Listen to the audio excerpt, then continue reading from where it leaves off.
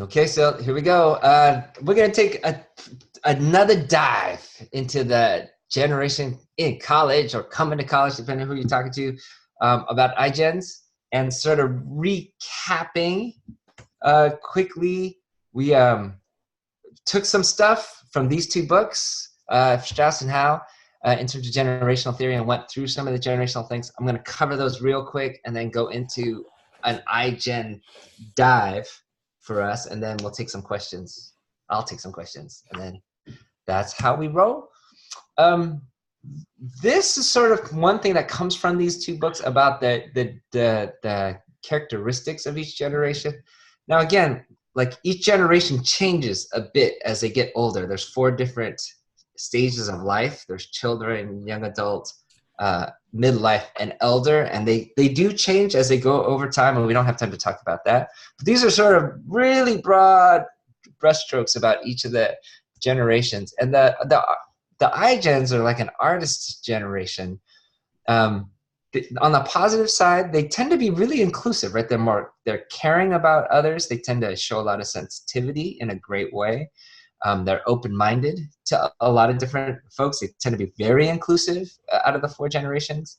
And they really become experts at things. That's sort of the overarching thing, is they take things to the next level. The negative around that is that they're indecisive. And in their language here is because what will happen is they'll look to the older generation, the hero generation that built everything, for guidance on where to go in terms of concrete stuff. And then they'll look to a lower generation, the younger generation, the prophet generation coming over behind them, for moral guidance.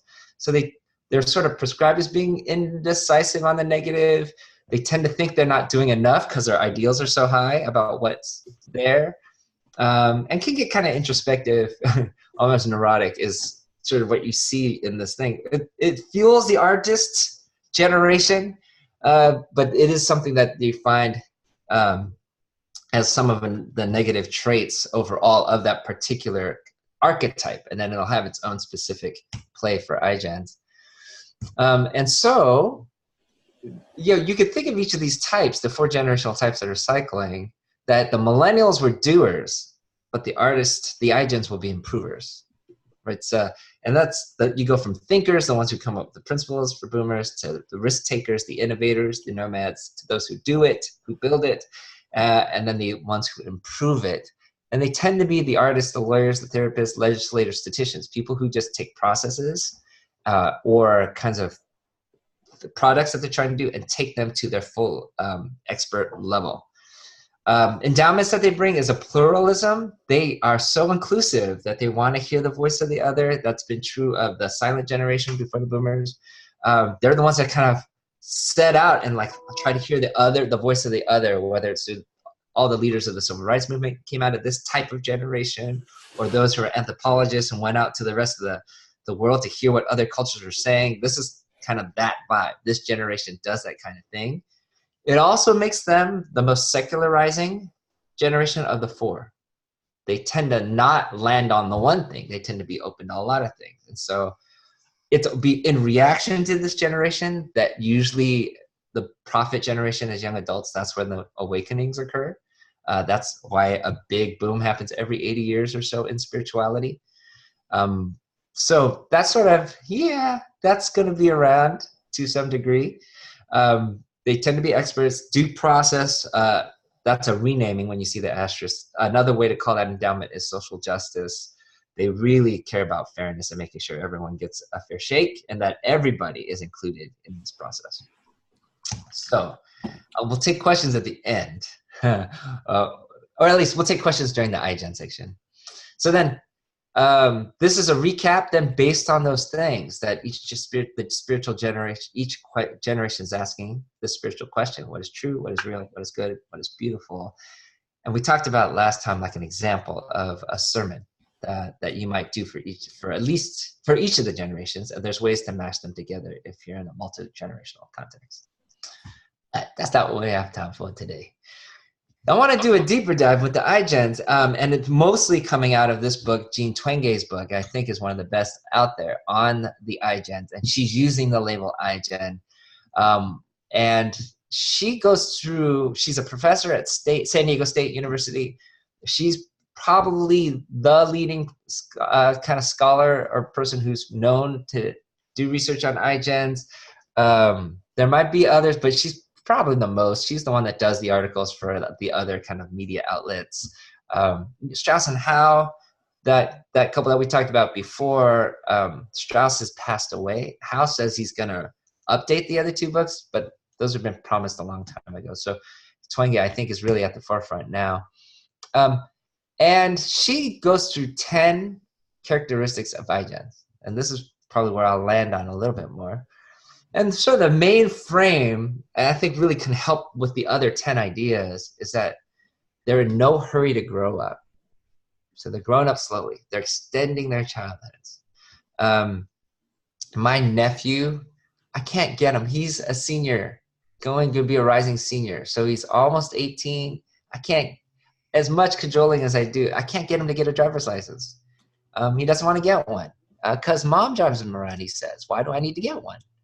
And there's this way that in our generation, those were signs of independence for us to kind of be adults faster. A lot of these folks are delaying that as long as possible because they like their childhoods. And I don't know if we mentioned this last time. This has huge impacts on the college campus then. So if you think about college campus for at least boomers, Xers, and maybe some for millennials, it was a place for us to be an adult. I mean, for those who go to college, that's about as strong a rite of passage as we have in our culture, is just going away and being an adult. And so it's a place where you do adulting, right? That's where you figure out how to do your bills and how to take care of things. And you want to be exposed to a whole bunch of different ideas so you can know like what kind of will affect your personal philosophy of life. And boomers really went to college. That's why they went, is they wanted to hear a bunch of stuff and debate a bunch of stuff so they can know what to take out for the rest of their lives. So they expected different ideas, expected college to be a place where that would happen so they can grow and learn. iGens are going to be different. They expect campus more to be an extension of home. And when that happens, then they don't really want to hear dissenting voices, especially dissenting voices or opinions that impinge on their sense of identity in some way. It will make them feel unsafe. And in so doing, you can see that on college campuses when there's like people being invited with a differing opinion than theirs, they'll then, instead of addressing them or protesting them necessarily, what do you find iGens doing most of the time? They're sitting and protesting at administrators' offices or going straight to the leader of the campus and saying, you can't let this happen. You're making us feel unsafe. Can we have our own safe spaces? And so like at home, when the kids are fighting and they go to mom and dad, a lot of iGens are doing the same thing at college as an extension of their childhood. They're sort of talking to leaders of the campus and saying, can you fix this problem? There's studies that show like when a racial incident or something that happens on campus, even if it's not the administrator's fault, students, a majority of students expect the leader to apologize because they're in charge of the home that's called campus. And you can see like the expectations of what happens on campus going way up to make it comfortable and more like home. So just to hear across the board, this is going to be a main frame and affects the other eyes. That's why I'm sort of landing on this so much, is a delayed adulting, a delayed desire to be an adult too quickly. And how that affects, and here's the other 10 peg pole is also the internet and how much online time they're spending.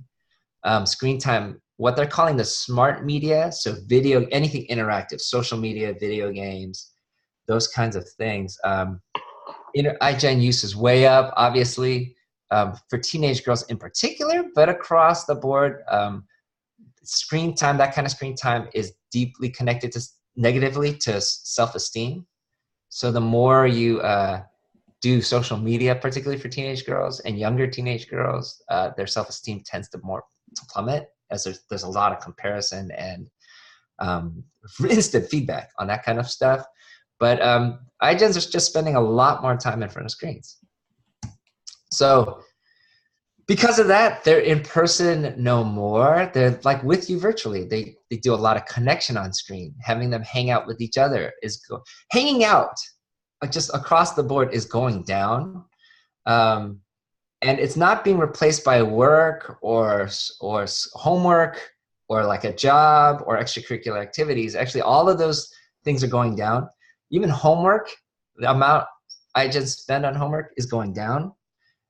What's going deeply up and replacing all of it is screen time. Online time is going up. And so a lot of the connections are being made.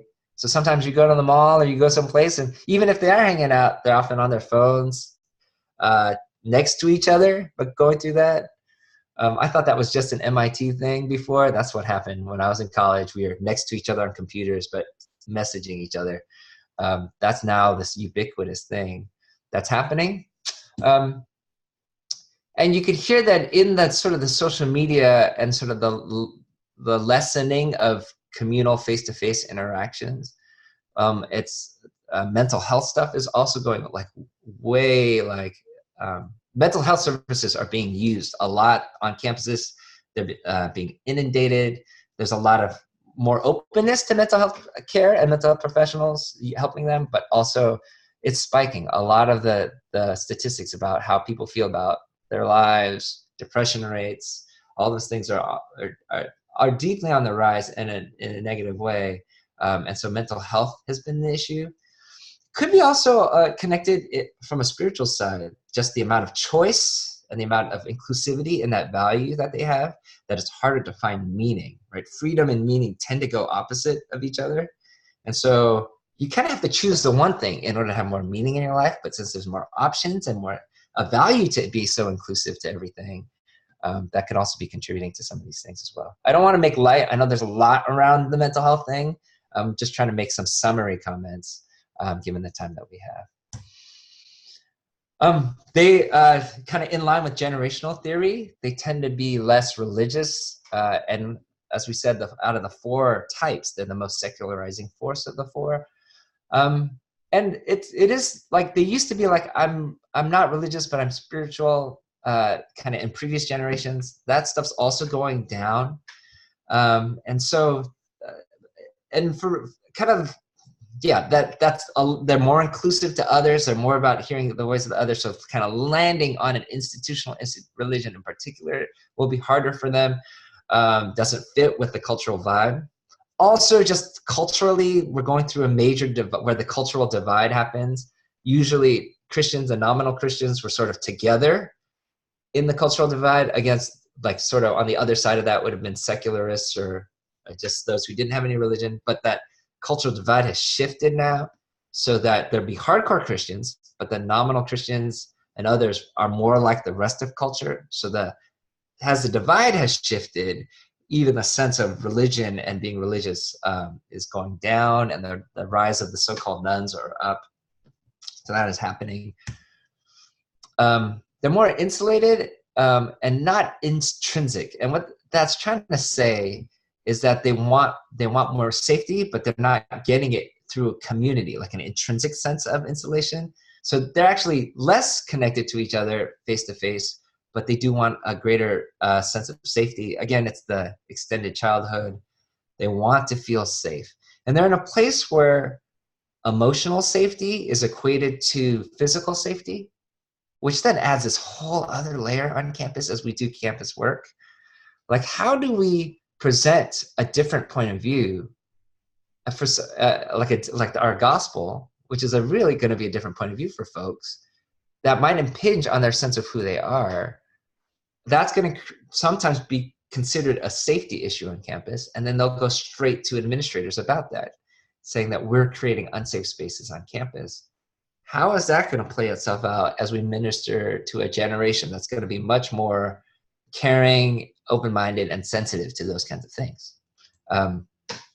That's deeply there. They'll also be careerists. I think you heard that in the expert, becoming expert. They tend to be careerists. The last generation to do that were like the Mad Men era, the silent generations where they do kind of work. These guys will work, as opposed to the stereotype of millennials where like they stop working if they don't feel like they're attaining their dreams. Like, I'm not CEO at 25 yet. Well, then heck, I want another job. They're not like that. Actually, iGens will work harder than the and have shown already that they'll work harder more than previous generation in terms of a job. But they also have less ideals about it. So it's about improving, getting better. It's about their own careers. It's about being secure enough so that they don't have to be concerned. It's a safety thing again. So they're not earning the money to blow it on things or to shop away. They're really just trying to get security together. Indefinite. So then they're putting off actually on all the other factors. So premarital sex, teen pregnancy, all of that is going down, trending well. And you might think, oh, they're more moral. But Choung makes an argument it might be connected more to the safety issue again. And actually, so they're putting off the safety and the extended childhood thing. So they're putting off marriage because that's like adult stuff. They're putting off children because they don't need to do that yet. They're not engaging in physical sex as much, in part because of the safety issues around that. Almost every moral number, like binge drinking, partying, staying out late, whatever kind of party moral measure you might have, actually iGens trend downward on all of them. Alcohol use on everything except for marijuana use, that's on the up. And the reason for that is marijuana use is considered more safe than the other things. So that's being put off. They tend to be inclusive, as we talked about, and that's going to be something as they will be very in tune with LGBTQ, gender, race kinds of things. And really wanting to make sure that the voice of the other is honored and validated and heralded. How do we talk about biblical convictions or other things like that in kind of a community that will be more like this? And then politics tend to be more independent. Why they liked both Bernie and Trump was because they were seen as outsiders. And why they kind of rose to the fore. They don't align with a party so much as they sort of see themselves more as independent in their politics in particular. So it's just sort of showing a picture of a careerist, risk-averse, improving people who do things better and make things better and do things better, a community that's seeking security, a generation that's seeking security. And it's in that realm that we can offer sort of what is the message that we're bringing to a community and to a generation that's like this. I'll just present this last slide as potential things we might do with iGens. And this came out of a slide where I was doing a seminar for parents in particular about their kids. And I'll just race through this and then take questions. The major thing is help them put down their phone. If you can hold off as long as possible on introducing a smartphone, that's kind of the best thing you can do. If they have to have it, if they're going to be on, then try to help them with limiting non-permanent social media. So Snapchat, things that disappear real fast. That's the stuff that you probably want to limit. Just the ways that creates, they're just involved in it and you don't know what they're doing there. That's going to be a tricky thing. So there's putting down the phone is a big thing you could do for the younger generation's mental health in particular and getting them to connect with others. Foster in-person time is number 2. Like they could go out less as a generation than previous generations. And so James Choung in particular says you should relax the curfews, like almost say, yeah, stay out, guys, it's okay, so that they could have some time with other people. Encourage growing up, give them responsibility, help them make choices so they could be an adult sooner to sort of counteract the prevalence to go toward to be less, basically helping them grow up a bit. And 4, to seek what's beautiful. Because they tend to be improvers and experts, there's going to be an ideal that they're chasing in their career, in their lives. I actually think that's where the gospel can go, is that there's something that's transcendent, enchanted, worthy of worship. There's wonder. There's something there that's beautiful that can be offered. And no matter how much time you put into these other things, you might miss out on the ideal kind of life. I think talking about becoming fully human, being a part of a new earth and a new heavens that the Lord is restoring, and in the renewal of all things are going to be really key themes for this generation in the gospel. It's making me think that actually with the 4 circles, the 4th circle might need to change from mission to consummation back to its original design, because speaking about what is fully human or what a fully just society looks like or what a fully redeemed and renewed world looks like could be very compelling to iGens as they seek the ideals. So I'm gonna stop there, give you like 9 minutes of questions. What are you hearing? Any questions that come up for you? I've got some here. Maureen's asking, how does the earning money and the artistic bent go together? It's fascinating, right? At first, it might not seem like they go together. They won't see those things necessarily as separate. There is this improving thing and an ideal life kind of thing, ideal life that they're chasing. And that leans toward the artistic bent, right? Seeking what is beautiful, what is ideal. But to be able to live that, they got to earn some money to get there. So, and it's really around security and beauty, right? So that's not like separated. So they're not like the risk-taking Xers who are like, whatever, let's see what happens here. It's going to be measured. It's not going to be big leaps. There's ways that they can wait for the ideal and put in the time in order to get there. And they understand that. Artists know that they have to put in the time. They got to put in the 10,000 hours. They got to put in the work in order to realize those kinds of dreams. They're more realistic about it. So I think it's like they're artists, but they have a realistic bent to them. And there's a practical, we know it takes time. We know that we're going to have to improve to get there. And they see it. They feel that sense of progress. Maybe I could talk about my son, right? Like, he has access to GarageBand. He's producing multi-track music as an 11-year-old. Oh, right. He also built a few websites, and he's making his own video games. All of this, he knows that. Oh, and he's playing the piano on his own. This is crazy to have children that want to learn piano. They sort of have a sense of what it takes. They could see they can see that they're putting in the time and they're making progress. And there's that improver kind of thing that's helping all of that. And they realize they're going to need a cash flow in order to keep improving. So maybe they're not the idealized artists in the way that you might stereotypically think of artists, like, oh, you know, they're not grounded. They just like dreamy all the time. They don't have a sense of reality. It isn't that kind of generation, no. But artists more in the sense that they chase ideals and beauty, and those things are compelling to the generation, but they're willing to put the work to make it happen. So a question about intersectionality, and thank you, James, this is really good.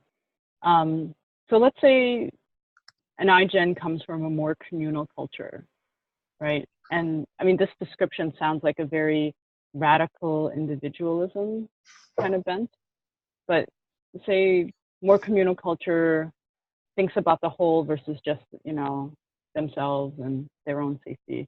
How does that play out? And is it a corrective even? Oh, can you ask that again? I'm sort of missing it a little bit of the question. My bad. So it's okay. I might not be being clear.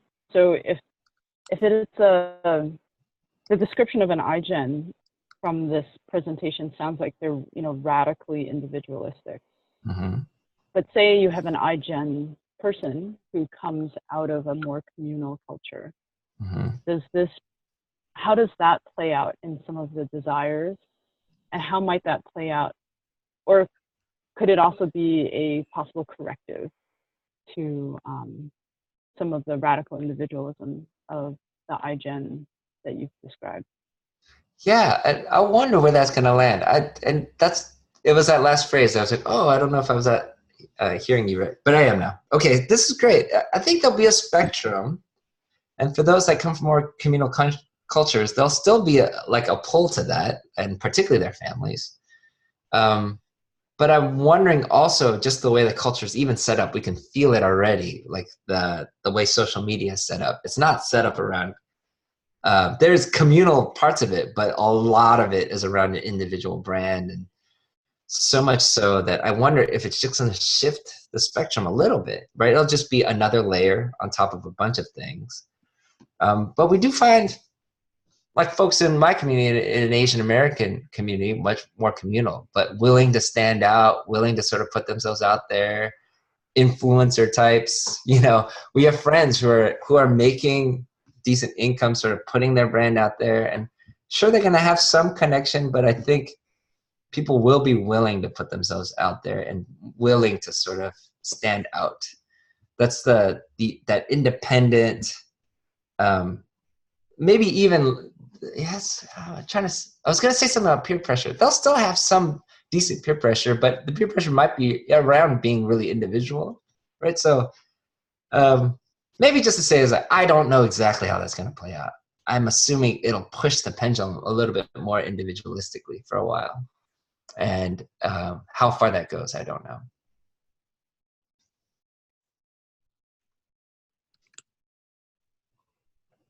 I had a question about prophet and prophetic. Uh-huh. Prophet was the word for boomers, Mm-hmm. but prophetic is a popular word today, and being prophetic is important to them. So how does that connect? And what part of iGen does want to be prophetic, or how are they misusing that word? That's a great question. And part of that is they're using the words a bit differently too. There are ways, and even what we mean by prophetic in varsity could be different too. Whether we mean prophetic, direct connection to God, and God's giving us the words, or prophetic, we're in a justice stream and speaking against powers that be, depending on where we are. Maybe to say, even if I'm dividing between those kinds of streams, the iGens are more like the justice side of that. They're inclusive. They'll be prophetic in the ways where they're seeing things that are unfair and saying that's not beautiful. That's not the way societies or systems should work.